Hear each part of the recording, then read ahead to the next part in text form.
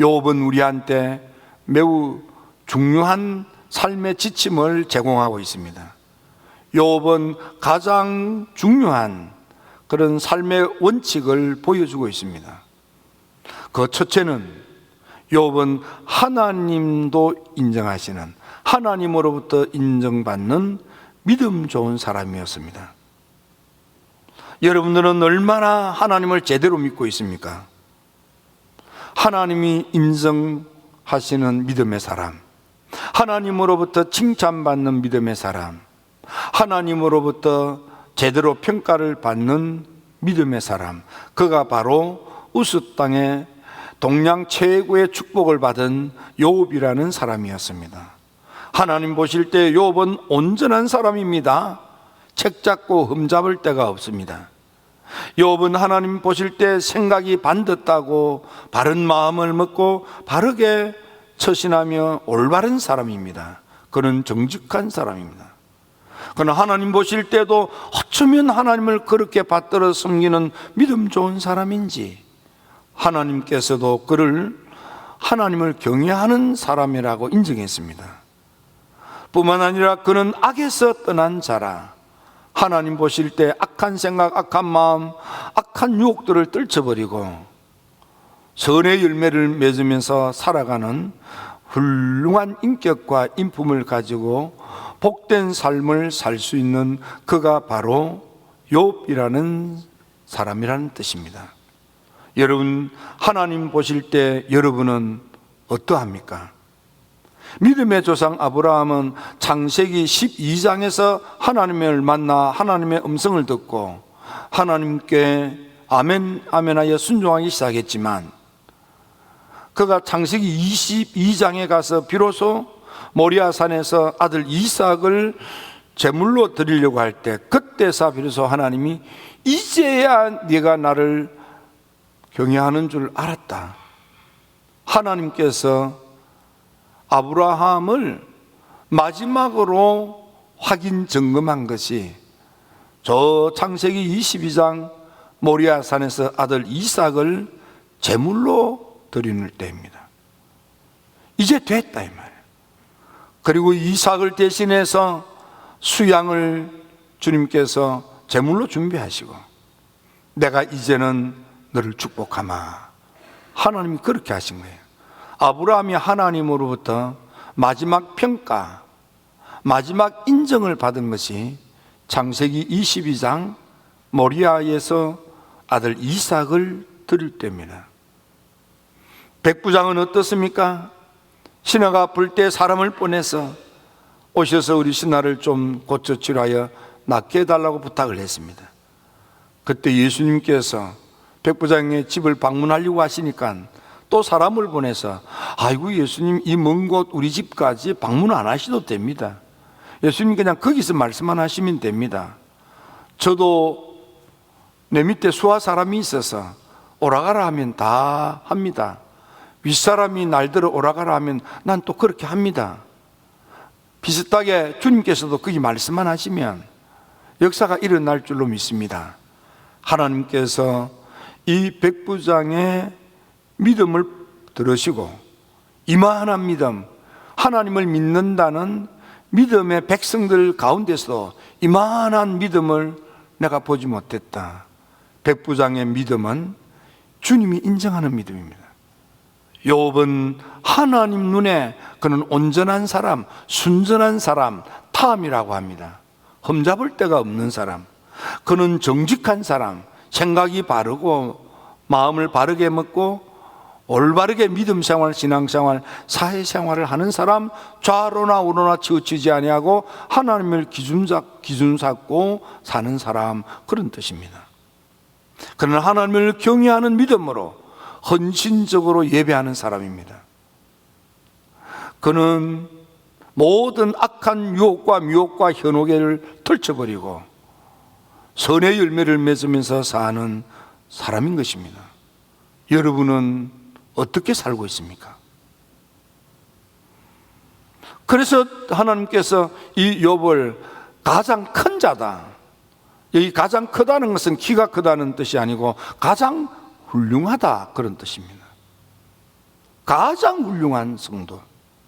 여러분, 저는 우리 교회 성도 여러분들이 어느 교회 성도들과 비교해서 뒤지지 아니하고 모든 믿음의 사람들이 모였을 때 그 속에서 가장 훌륭한 성도가 되기를 축원합니다.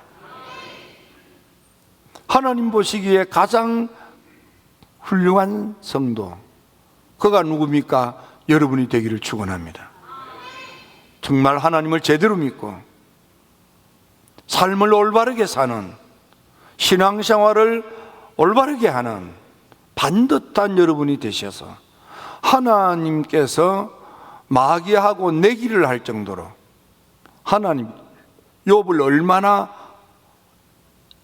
신실히 여겼으면 욥을 놓고 마귀하고 내기를 합니까?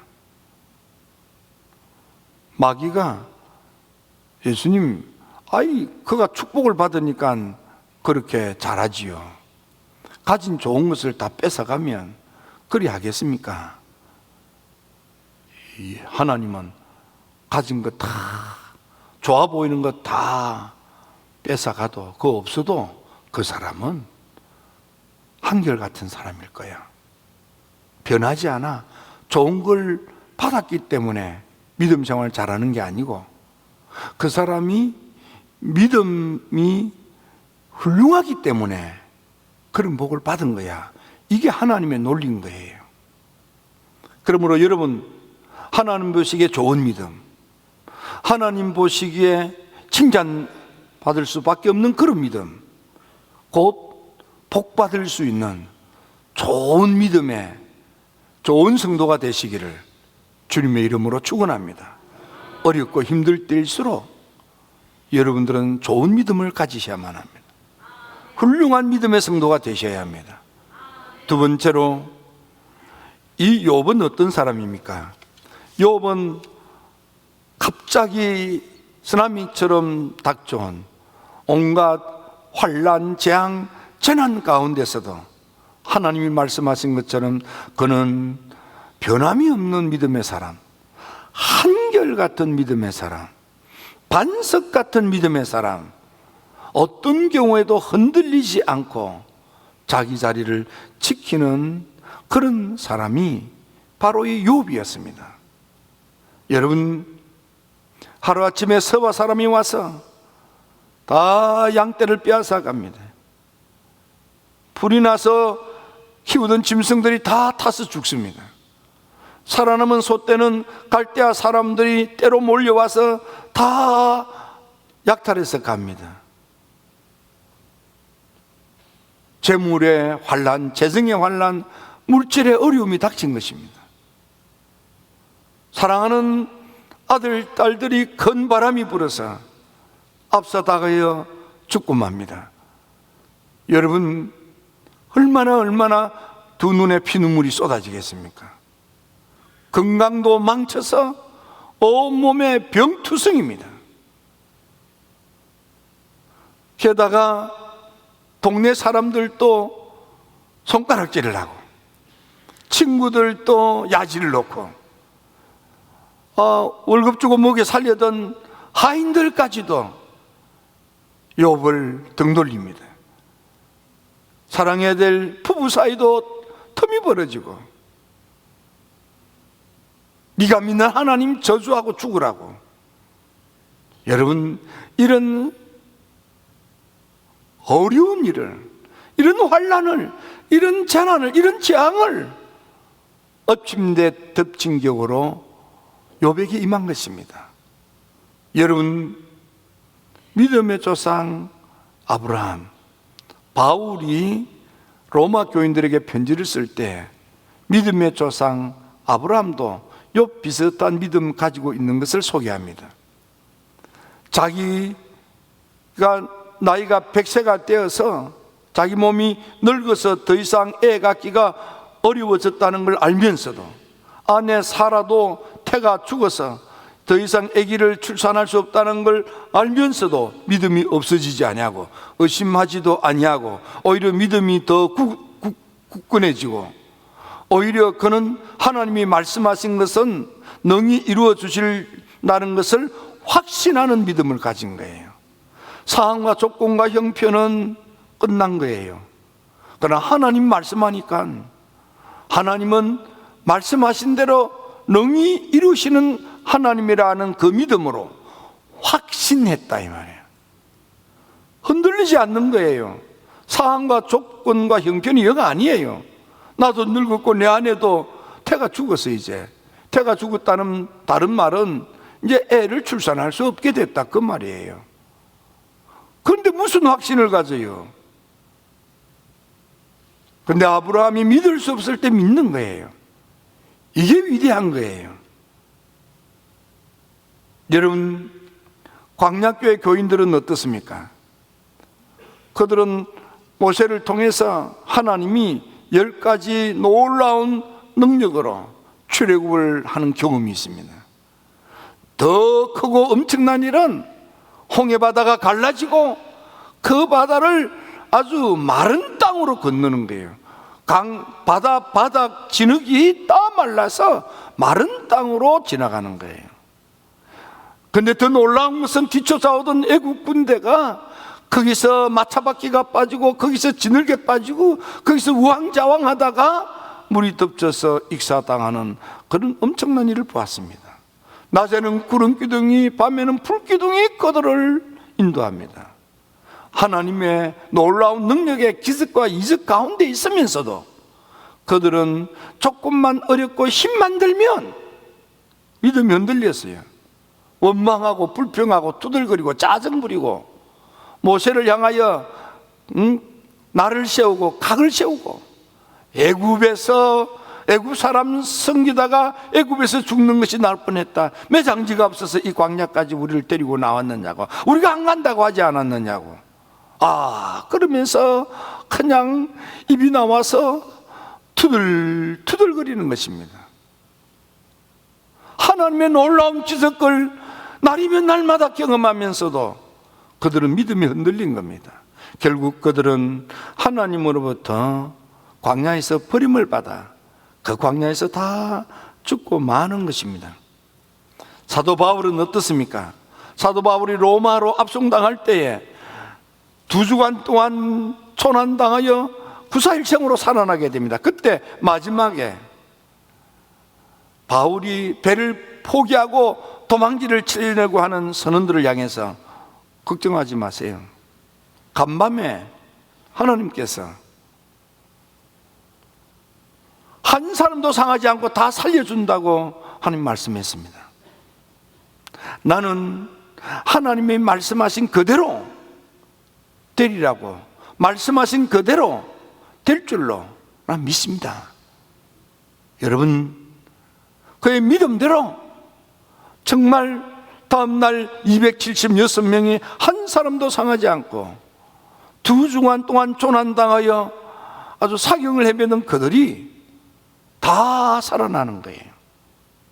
상황과 조건과 형편은 배를 버리고 도망지를 칠 수밖에 없는 암울한 지경입니다.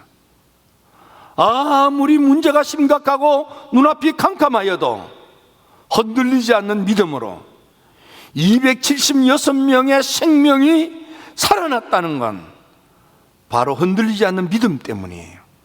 여러분, 삶의 순간이 버겁고 곤고하고 공경에 처하여 어떻게 앞길도 막히고 등 뒤도 막히고 좌로 봐도 방법이 없고 우로 봐도 길이 없는 사면초가에 빠져서 꼼짝달싹하지 못할 그런 참담함이 있습니까?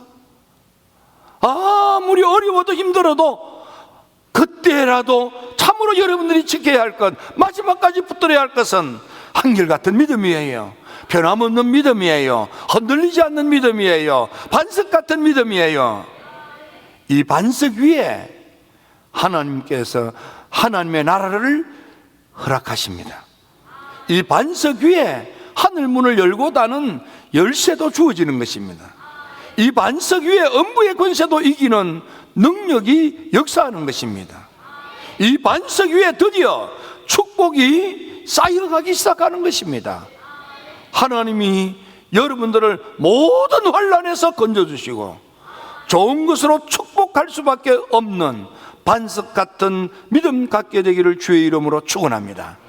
욥은 흔들리지 않는데, 욥은 오히려 모든 것을 다 잃어버리고 난 뒤에 그는 하나님께 원망하지 아니했다 이 말이에요. 주신 분도 하나님, 가져가신 분도 하나님, 빈손으로 왔다가 빈손으로 가는 인생, 그저 하나님을 찬양하고, 욥은 가진 재산을 다 빼앗겼다고 범죄하지 않았습니다. 불신앙으로 원망하고 투덜거리지 않았다 그 말이에요. 하나님을 향하여 원망하지 아니하였다 그랬습니다. 또 욥은 어땠습니까? 그는 입술로도 말로라도 범죄하지 않았습니다. 입에 안 좋은 말을 담지 않은 것입니다.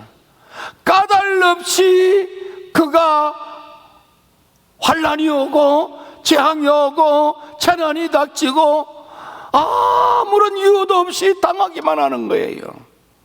그래도 욥은 자기의 온전함을 굳게 지켰느니라. 이게 반석 같은 믿음이에요. 어떤 어려움 오고 힘듦이 있어도 흔들리지 않는가. 여러분, 말라기 시대 성도들을 여러분들이 기억하실 것입니다. 말라기 시대 성도들은요, 어떤 사람들입니까? 우리는 잘했는데 하나님이 야리꾸리해서, 우리는 하나님께 최선을 다했는데 하나님이 부당하게도 우리를 냉대하고 우리를 전히 여기고 우리를 박대한다고, 그런 원망과 불평으로 가득 차 있었습니다. 그래서 말라기서에 보면 우리가 어떻게 하나님을 멸시했습니까? 우리가 어떻게 하나님의 것을 아주 전히 여겼습니까? 왜 우리가 드리는 건 하나님 연락도 아니하십니까? 우리가 하나님을 어떻게 괴롭혔고, 정의의 하나님이 어디 계십니까? 우리가 어떻게 하나님의 것을 도둑질했습니까? 언제 도둑질했습니까? 언제 우리가 주님을 대적했습니까? 언제 대적했습니까? 우리는 하나님 사랑했고, 우리는 믿음 생활 잘했고, 우리는 순종 생활 잘했습니다. 말라기 선지자가 하나님의 말씀을 귀 기울여 듣지도 않고 하나님의 말씀을 마음에 받아들이지도 아니하고, 그 자세, 그 태도가 잘못됐다 이 말이야. 하나님을 영화롭게 할 의도도 없고 언약의 말씀을 욕되고 거짓되게 가정스럽게 취급하고 여호와의 성결을 욕되게 하지 않았느냐 이 말이에요. 여러분, 오늘 우리가 사실은 믿음생활, 기도생활, 신앙생활, 헌신생활, 봉사생활, 예배생활, 경건생활 제대로 하지 못해놓고는 하나님이 나한테만 야박하게 대한다고 이 투정 부릴 수도 있습니다. 믿음의 위대한 사람들은 내게 어떤 환난과 재앙과 재난이 부딪혀온다고 할지라도 한결같은 하나님을 향한 절대 믿음을 가지고 있었다는 거예요.